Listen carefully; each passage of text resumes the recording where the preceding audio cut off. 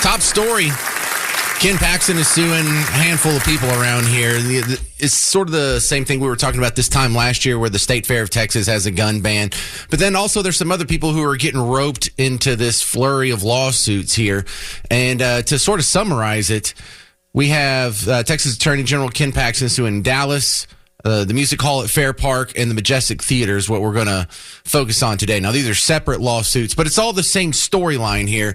They are alleging that license holders should be able to carry in these places with the underpinning of if it's happening on government property, if it's happening in a government building through a government entity, then you should have your full complement of rights.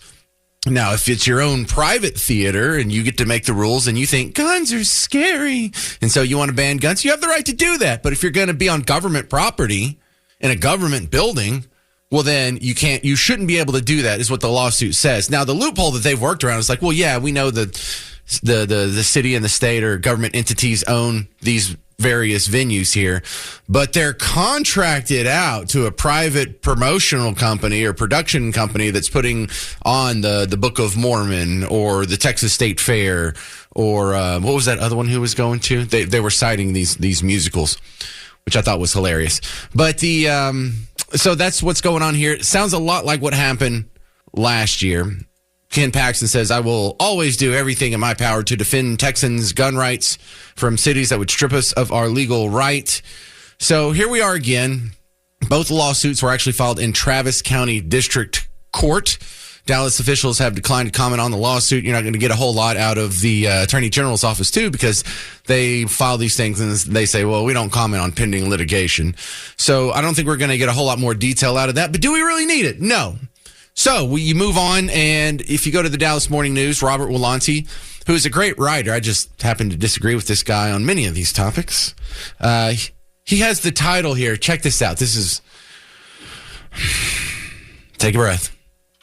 And why exactly do you need to bring a gun to a concert? Yes. And I don't know if he's just like being condescending, so low-minded people out there who probably aren't even going to click through and read the article are going to be like, oh, yes, wanting to bring a gun to a concert. That's what dumb people do. That's what this condescending person is saying, so I'm on the side of the condescension, I guess. I really don't get this line of thought, but let's go through it. Let's actually answer him here. Let's not just roll our eyes and dismiss him. Oh, it's another gun grabber and thinks guns are scary. But if I was going to give him a practical answer, and we'll get to the philosophical answer, which will kind of make me mad later, but let's do the nice stuff. The pragmatic James would say, well, really, do I need to bring a gun to a concert? Well, I'm not really worried about getting shot in the concert or having to defend myself at the concert. The odds say I'm going to need it when I'm walking back and forth from my car, especially if I'm going to the Music Hall at Fair Park or the Majestic or the State Fair. You know, these aren't really butting up into the nicest, safest, most affluent, pristine neighborhoods Dallas has to offer. In fact, it's butting up to especially over there at Fair Park. It kind of looks like the Emilio Estevez movie Judgment Night, if you've seen it. I don't think Garrett's seen that. He's probably born after it came out. But yeah, look, practically speaking, it's not really for the concert now, is it? It's probably for the muggers who are waiting for the guys who are going in and out. And exactly, why do you think that muggers target these areas so much? They target people that are coming out of the state fair. They're targeting people walking around to their car in Deep Ellum. Well, because they are going to a venue that restricts their gun rights. They have what is a soft target.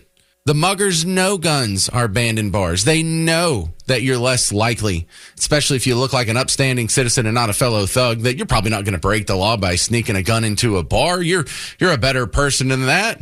Well, that's exactly who they want to target. You're the best people to target. In fact, if they know that it's an armed crowd, do you hear about a whole bunch of people and all the gun shows that are happening, either in like Mesquite or Arlington Gun Show or the Plano Gun Show, or a whole lot of people getting mugged in the parking lot there? No? Why not? That's so weird. It's just, it's got to be a weird coincidence. But also, why exactly do you need to bring a gun into a concert? Well, I would turn around and throw it right back at you. Why exactly do you think a gun ban prevents bad people from getting a gun in a concert? How do you think a gun ban worked? Remember a couple years ago at the State Fair when there was a shooting? Well, did the gun ban work there? He wasn't a licensed carry holder. He wasn't supposed to have a gun in there. It got snuck in. So really, if you want to ban guns, you're really only banning them for good guys. In the article, he cites a couple of terrible tragedies that happened at concerts. Number one was the shooting at Dimebag Darrell. Yeah, do we need guns in concerts? Yeah, what about Dimebag Darrell? Well, that wasn't a guy who snuck a gun into a concert where it was supposed to get screened out. It was already a place where you're not allowed to have a gun. He just jumped a side fence, went into a side door, and there was no amount of gun bans or screening that was going to stop him. He shot him. And actually, he took a guy hostage, and he was only stopped when a good guy with the gun showed up and shot him. There was a cop or an off-duty cop, I forget the specifics, but he had a shotgun in the back, and he ran around to the back, got the shotgun, came out, and ended the guy because he wasn't giving himself up. So that's I think there's great examples that we can talk about. Because most of these mass shootings stop when a good guy with a gun engages them. So don't you kind of want good people with guns to stop these things as soon as possible? Or do you want what happened in Aurora, Colorado, where the guy went to a theater that had banned guns, and so he just shot people until he ran out of bullets? That's the only mass shooting I know of where the guy voluntarily turned himself in because he ran out of bullets. Usually they either kill themselves or they give themselves up as soon as they're engaged by the cops or someone else with a gun. But gun bans don't work. That guy in Colorado actually passed up a theater on his way to the theater he did the shooting at. And we think it's because that theater didn't ban guns. That theater could be a gun-rich zone. So he went to the place where guns were specifically banned because he knew he'd have a softer target. So yeah, why exactly do you need to bring a gun to a concert? Let's talk about the philosophical underpinning of that, because I can turn around. Would you dare say that about any other constitutional right? Should we be allowed to bring our guns into concerts in the state fair? Absolutely. Is banning it going to make you safe? Absolutely not. And I'm just responding to the idea, why would you need to carry a gun at a concert? Well, why do you need any of your rights? Why would you need freedom of speech? Are you going to die if you don't have freedom of speech? What if I think that makes us less safe? Then do I get to tell you don't have freedom of speech because it makes me feel less safe? Because that's the rationale. Robert Wolanski in Dallas Morning News. Here he is. He gives, what is this, 1-2 sentences to the other side of the argument. He says, but look, you know where this is headed. No matter your side of the argument. And then in quotes, it says, I feel I have a right to protect myself, my family, or an innocent third party, Poole said. Even if that innocent third party is a musician who doesn't want to play to a packed house, packing heat. The whole reason we create music is to create a communal atmosphere where people can feel safe, y'all. Safe. We just want to feel safe from the outside world. To force the outside world into that safe space in the form of guns? Come on. It's the opposite of what music is for. Yeah, but the real world tells you you're less safe when you're a soft target and nobody has guns. The world tells you you're less safe when a mass shooting breaks out and no one's there to stop him in a quick fashion, and we just have to wait for the cops to get there. How'd that work out? Are you really safer without guns, or do you just feel safer without guns? Can I just accuse you of making me not feel safe for any of your other freedoms? Oh yeah, freedom of the press. Oh, I don't feel safe about that. Oh, I don't feel safe with women getting the right to vote. No, that doesn't work for any other constitutional amendment, does it? So why do you think that works for guns? You're going to have to come up with something better than that. Founding fathers disagree with you. 800-288-9227. This is Randy in Frisco. Your thoughts on the gun bans?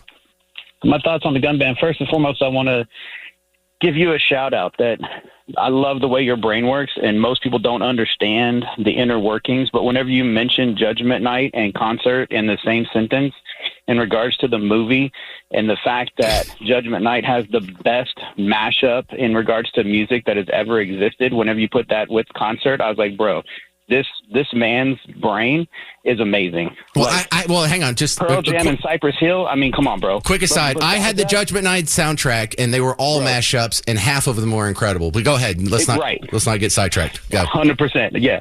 So one of the reasons why I didn't go to the State Fair this last year is because of the soft target issue.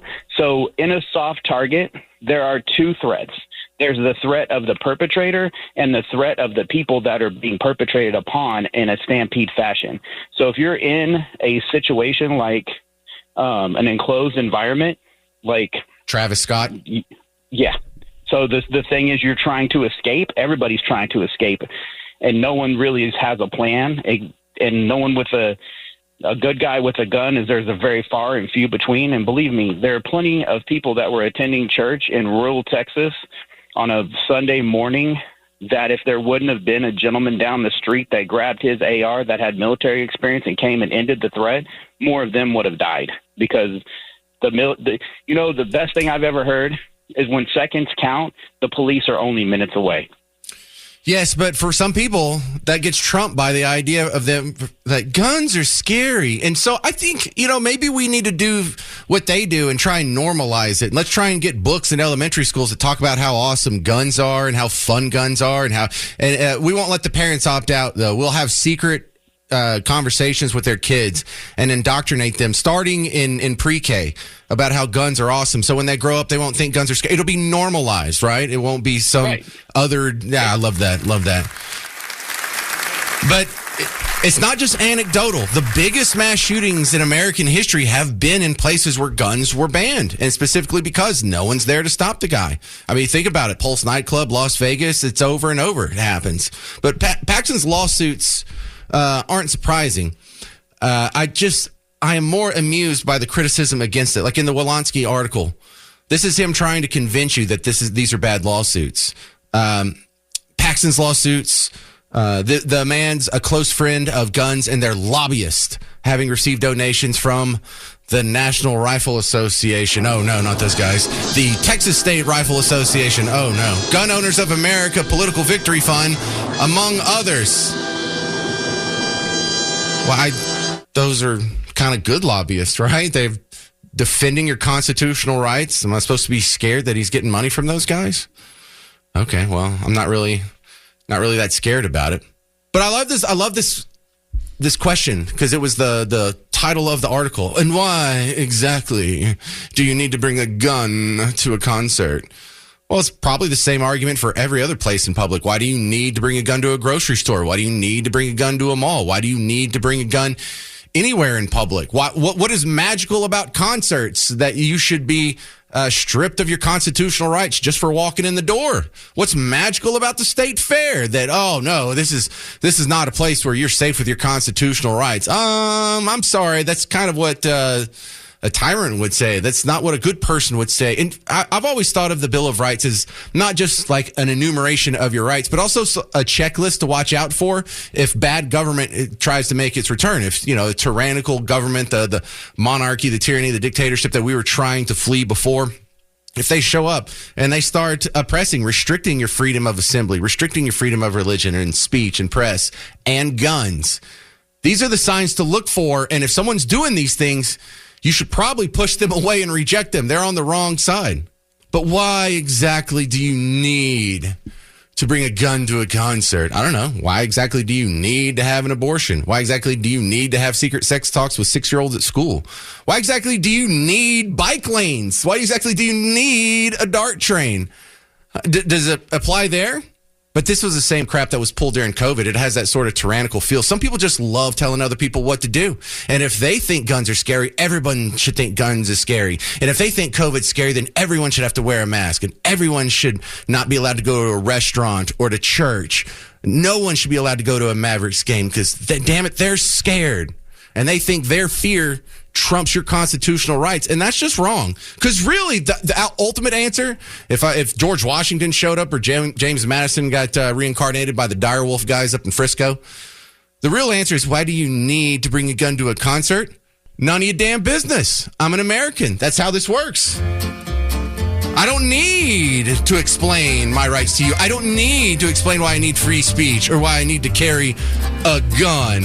I don't need to explain why I need freedom of assembly or freedom of the press. I don't need some sort of approval process in order to exercise my rights. Why do women need to vote? Why do you need due process? Isn't this adorable, though, coming from the due process people? Right? Aren't we hearing? Haven't you heard a lot about due process in the last 2 weeks with all the deportations and all? This MS-13 gangbanger who is domestic violence human trafficker. We don't know if he got his full process, his due process of rights. Oh, yeah. So now you're a constitutional fundamentalist when it comes to an illegal immigrant gangbanger. But when old Vietnam vet Grandpa Joe Bob wants to carry at a dorky musical theater production in a terrible part of town, well, why does he need his constitutional rights? 800-288-9227. 800-288-9227. Don't let me scare you away if you disagree. I'll give you a fair hearing here, but I don't see any rational reason to deny gun rights at theaters versus any other public place.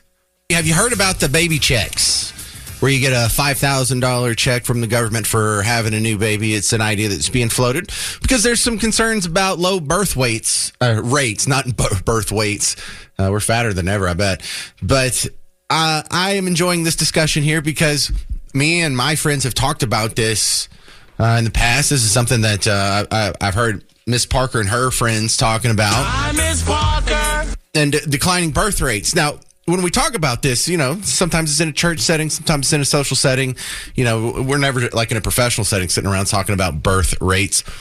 But the concerns are always the same. What's the point of creating an awesome society with all these advancements in technology and human rights if we're just going to die off? That's not a successful society, is it? You're not successful just when you're prosperous. You're not successful just when we've all reached, this full complement of human rights that's normally not experienced through all of humanity. If it all collapses once we're gone, that's a failed society, no matter how good you and I have it. The ability to not only create a great society, but sustain a great society, and birth rates are imperative. Having someone to pass along this legacy to is imperative. That's one angle we talk about. How about not going extinct? That's why people are interested in keeping your birth rates up. How about not the human race dying off? Is that a concern? Is that a worthy concern for birth rates? Absolutely. What else is a concern? Well, you could make like some secondary cases here that if you have low birth rates, then the population's not going to be keeping up with where it was. It's going to start to decline. Well, that's not going to be good for the economy. We're going to have a smaller market, fewer people to sell our goods to, fewer people that come and visit our restaurants and consume our products and buy our things or purchase our services. But also that makes some of our entitlements so top heavy that the Ponzi scheme is going to be up sooner rather than later. If you'd like to keep this Ponzi scheme of Social Security going, then you absolutely need more and more people paying into the system that gets redistributed to the people who are taking from the system. Once that becomes overweighted at the top, the whole thing falls down. So there's a whole lot of reasons why people are concerned about this. There's a whole lot of good reasons too. But let's go before I even ask you whether or not you like the checks. I like the idea of stimulating birth rates. I'm not sure if a $5,000 check is the best way to go about it. If I was in a position of power, I wouldn't do it. I don't think it's going to hurt much, but I don't think it's going to have the effect we want.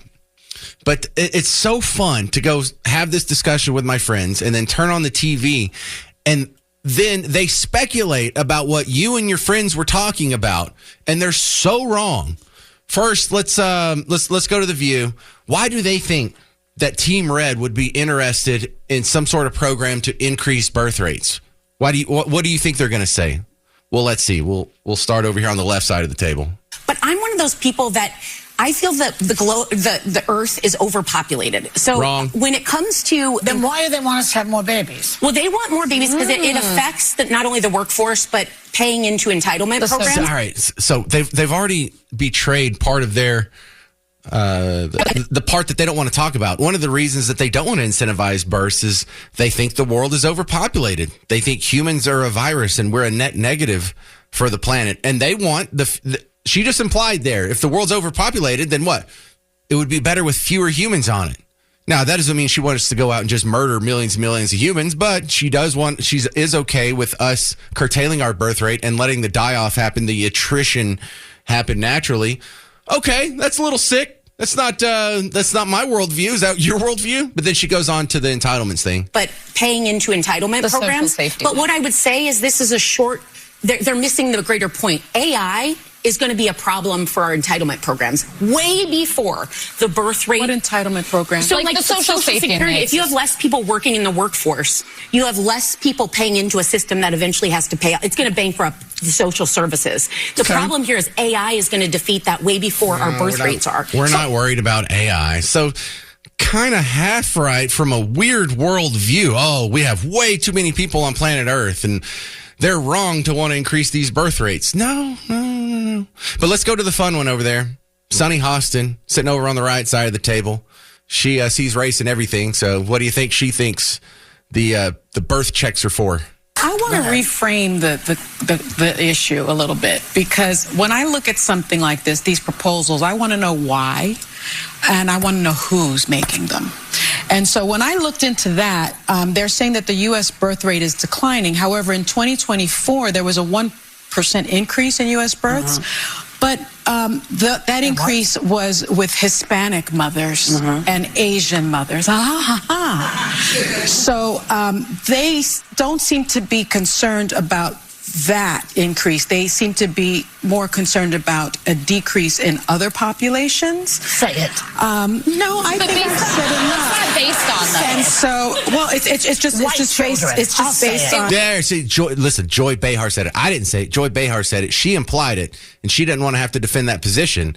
But that's what she meant, and Joy Behar just confirmed it. Now let me let her continue. On a study. And so the other thing but I they will said that anywhere. I mean, I feel it's just fair to hope. It's just a. Have they said that this is to target only white families? Oh, I didn't say that. We have to read between the lines. I just gave the stats. Yeah, we're wanting people to pay in. I'm just giving facts. Yeah, I didn't say that. We all understood what she meant, so don't make me actually defend the position, because then people might think that I'm coming at this with the racial angle. We're never talking about, look, are you and your friends, have y'all ever had the conversation? We need to get the birth rate up because white people aren't having enough babies. I've never heard anyone have that conversation. I've never overheard that at a party or at a restaurant where I'm just listening to the people behind me in the booth at Chili's. What is this fantasy that we are just driven by race? Oh, man, we need to come up with these $5,000 checks because we don't have enough white babies? Now, not one person is saying that. Not one person has said that. Not one person is going to say that. But this is the conclusion she comes away with. She just infers this lie, puts it on you, and congratulations. If you're worried about the extinction of the human race, it must be because you're a white supremacist. Oh, that's a fantastic argument. Thank you, Brainbusters at The View. There's no doubt we need to do something about the declining birth rates. I'm not sure if this is it, but it's not driven by racism. It's not because, oh, no, I'm worried about the well-being of white people in the future. This is just weird anti-human stuff that follows along with all the environmental stuff. Like we're just some sort of weird virus. Do you support the $5,000 baby checks? Do you support some sort of system for encouraging a higher birth rate? Because I don't know. I'll tell you where my gray area comes in this. Even though I do support some sort of program or encouragement of more births, I'll tell you why I think this check program is flawed coming up next on The James Show. The idea has been floated for a $5,000 baby check from the government for people to, every time they have a baby, $5,000 from the government, just like that. And the concern is low birth rates. We don't want America to die off, and we don't want to have to import people just to keep our population up. We need to be able to sustain this thing on our own, or we have a failed society. The economy is going to get smaller. I mean, look, we've seen this happen in other countries already. You know, we've already seen declining populations happen in some of these older European countries, you know, like a Russia, or I think even Spain's topped off, and France's birth rate is not keeping up with their populations. And some of the reasons why these people keep importing folks, like Hungary is one of the worst off. So what do you think we should do? I don't think this is right. But also, I get a little freaked out in the anti-human criticism of this. The world is overpopulated. You're saying we need less human beings, so you want human beings that you don't think we need to grow this experiment? Has the world really gotten worse with more people on it? You know, they're like, well, when you were born, there's only 4 billion people on Earth, and now there's 8 billion. Yeah, and life's better now. We have longer life expectancy. We have greater cancer survival rates, greater medicine. We have Netflix. We're fatter than ever, which means we're eating good. It's been my experience that the more people on this earth, the better life has gotten for people on earth. What say you? And if not this check system, how would you fix it? 800-288-9227. This is Cheryl in Dallas. Your thoughts on the baby checks? Hey, yes, I have seen in my education career people that get money from the government for babies will continue to have babies just for the money, and it's a lot of times just like fostering children. They'll send them to school and the government raises them, but we never get the benefit for getting a college education or staying married or learning, buying, like whenever somebody does things that are positive as far as getting married and staying with mom and dad, they give the benefit to somebody that doesn't have a dad or, has 5 or 6 kids but can't afford to raise them. So I don't like that idea. I think that he was talking some incentive about people that stay married. I mean, let's reward people that are trying to keep families together. Well, there's a slight benefit when you can file your taxes jointly, depending on your situation, though. But married filing jointly, you get a bigger deduction. However, you're starting to creep onto my next point here. Yeah, I think we not just need to have more babies, period, but more of the right babies. Now, Sunny Hawson's going to hear that, and she's going to think, oh, see, I told you he was racist. He just wants white babies. No. I want babies that are born to biological moms and dads. I don't care what color they are or if there's some combination of colors. If we do not need to be incentivizing births to broken homes, because these are the people who are 20 times more likely to end up in prison. If you think I'm saying something racist, I'll have Barack Obama say it for you on the Audiotron 3000. But yeah, so the question becomes, how do we fashion a program that accomplishes that goal? How do we encourage more births, not just for anybody, but for people in a good situation? And that gets a little more difficult. I mean, I have some ideas, but that gets a little more difficult, Cheryl. Yeah, I think that they need to incentivize people that are growing up, that are contributing. It's like the merit-based idea, if you're going to contribute to society and not somebody else we have to take care of. Well, and thank you very much for your call, Cheryl. Now, check this out. Maybe there's not so much a government incentive that we need to start leaning into, but these cultural incentives in the communities where we do have more common in-wedlock births, in the places where you do see that, and it's not a majority of the children who are being born out of wedlock. Listen to their music. Do they have songs about how great it is to have a family, about how great it is to have children and have a dad and on my front porch looking in, or there goes my life? Let me tell you a secret about a father's love. Maybe there's some areas where the culture that these people are consuming, the music, the movies, the Netflix that they're consuming, shouldn't we put a higher principle? Shouldn't we put a higher nobility on the ones that praise the family and make it look good? Because I think we were headed there when I was a kid. Now, if you turn on every sitcom except for Last Man Standing, the dad's an idiot. If there is an intact family and not like the modern family where it's all kinds of mixed and jumbled and remarried and different orientations. But remember, dads didn't used to be fools. The Brady dad on Brady Bunch, he wasn't an idiot. Dr. Huxtable wasn't an idiot. I know that's kind of an icky comparison to use right now, but Alan Thicke in Growing Pains wasn't an idiot. And so at some point, the culture just started degrading dads left and right, and now everyone's a Homer Simpson or a Peter Griffin or an Al Bundy or some combination of them. And I think just there's something that can't be done through government. That's just something that we all have to, we just have to think it's cool and pass that along and consume media that shares those values so it will become popular and people, and it will grow bigger. I'm not, these $5,000 checks though, I like the idea of a financial incentive, but how can we tailor it to get babies who are born to families? Maybe a $5,000 check for surrogate moms, or in vitro fertilization is almost exclusively within married couples. Is there something we need to do in that angle? Should there be a financial incentive for surrogate moms who are having a baby for people who can't have a baby? Yeah, I know these are tough questions, but I definitely think we need to do something about the birth rate situation, because this doesn't do us any good if we create the greatest nation on earth only to die off in a couple generations. 800-288-9227. 800-288-9227. I'm James Parker. It's News Talk 820 WBAP, now on FM at 93.3. So what do we do about this situation? Trump has proposed $5,000 baby checks for all people who have a kid out there. And, philosophically speaking, I'm against this, but I do like the idea of addressing declining birth rates. That is a problem. I don't think we have too many people in this country.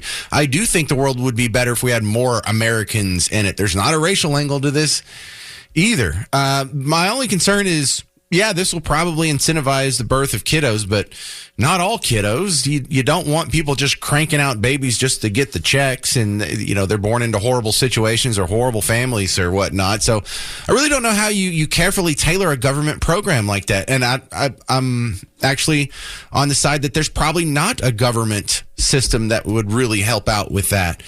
Yeah, I'm thinking that there's more, I don't want to say private sector alternatives, but it's more of a culture thing. If we want to encourage good people to have more kids, then we can do that just in small little chunks. We don't have to do it for everybody. We can just do it for people in our orbit.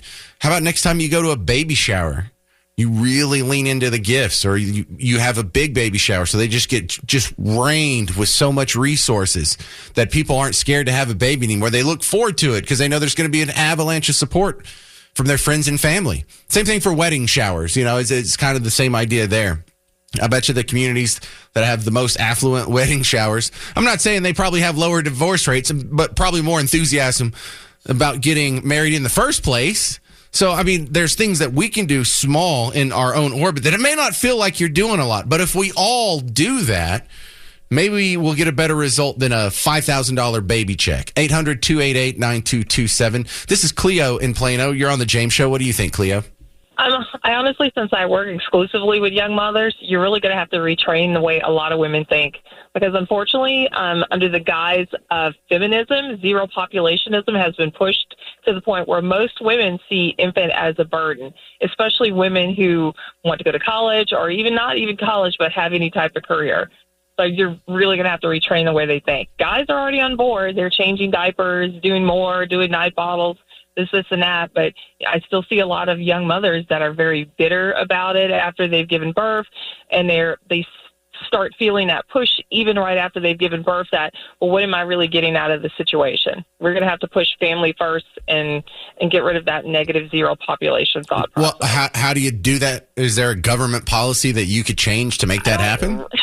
Maybe not a real government policy, maybe even change even where sex ed goes in school, and even just the way the teachers approach it with girls.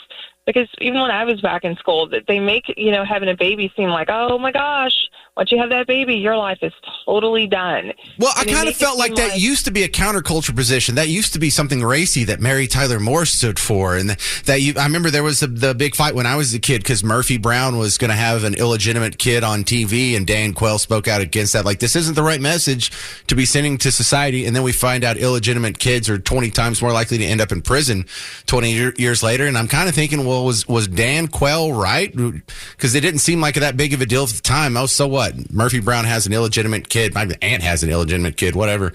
So I think there's cultural fixes to that. And that's kind of frustrating for people because they would like to be able to change some sort of law or policy and feel like they've fixed it for the whole country. But it is not going to be that easy. No, it's not going to be that easy. And I'm really not trying to say push, I agree with you. If you start saying $5,000, that's going to make low income people. And I did come from a very low income community.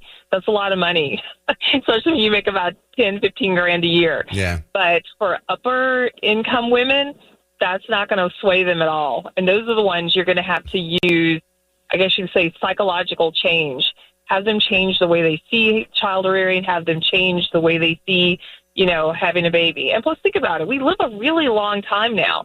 Most people, I hate to say it, that college degree that you get now, you're probably, even once you graduate, you're not going to be even doing that. So what you're working so hard for now, like, college degree, then, I need to do 10 years. Well, look, college degree good, mother better. And there's not a whole lot of people putting that message out. Saying, it should be together, not separate. Thank you, Cleo. Let's go to Hayden. This is Hayden in Arlington. Your thoughts? Hey, yeah, man. So I'm a big family guy. I'm a dad of 4. I've got all these boys, man. I love it. I'm a great dad. But I look around and I see a lot of these people around. It's a human thing for us to want to procreate. That's, a perpetual drive in our genes. But there's also the fact of there's some people that just don't need to have children, and unfortunately they do come from the lower income side of things. They're not prepared, and granted, I wasn't prepared either when I started this journey, but they're not prepared, and then you see these ladies at the store or this or that and just treating these kids like garbage. Well, it's also, Hayden, it's been my observation that it's not even really an income thing. It's more of a marriage thing, because poor people who have a kid, biological mom and dad in the household, they still fit the statistics. The kid that, even if he's from a rich family, if he was born out of wedlock and not raised by his biological parents, that kid is 20 times more likely to end up in prison than the poor kid that actually has his biological dad in the home. And also Thomas Sowell makes the case that when he was growing up in Harlem in the 40s and 50s, they were much poorer than Harlem is now, but he didn't hear gunshots at night. There wasn't a crime problem. It was actually safe back then, and it was a black neighborhood that's even poorer than it is now. But you know what they had? They had dads. And so if you want to try and steer it, we're not trying to steer it to a race. We're not even trying to steer it to a socioeconomic class. We're trying to steer it to families with dads. How do you come up with the program for that? I know that's a tough one. Usually I'm a smarty pants. I have all the answers. I don't today. And just it was a good discussion to have, though. Let's go to Barb in Dallas. You're on WBAP. What would you do about declining birth rates, Barb? Hi, James. I really agree that it's a terrible idea to give people money to have a baby because, they're just after the money, and then who knows what will happen to that child that's not really wanted. But I think that government should put their money somewhere else and stop funding Planned Parenthood. They're paying to have babies killed, which is just the opposite of paying to have babies born. So I know it's a moral issue and it's very complicated, but if they defund Planned Parenthood, which I don't think they need to be giving them money anyway, because they do more abortions than health care, and they have said that. That's where they make most of their money, killing babies. And, you should just send people to my church. We've got a lot of families with kids, and they have a lot of family activities. The kids are always involved. They're playing soccer, playing in the gym, just playing soccer with the pastor, or just having fun activities like picnics for Easter. It's a beautiful thing, and you don't see an unhappy person there dragging around a kid. They're all a happy bunch of families, Barb, and that's the way to live. Couple questions. How old are you, if you don't mind me asking? Yeah. I'm old enough to know better. I'm retired. Do you have Netflix?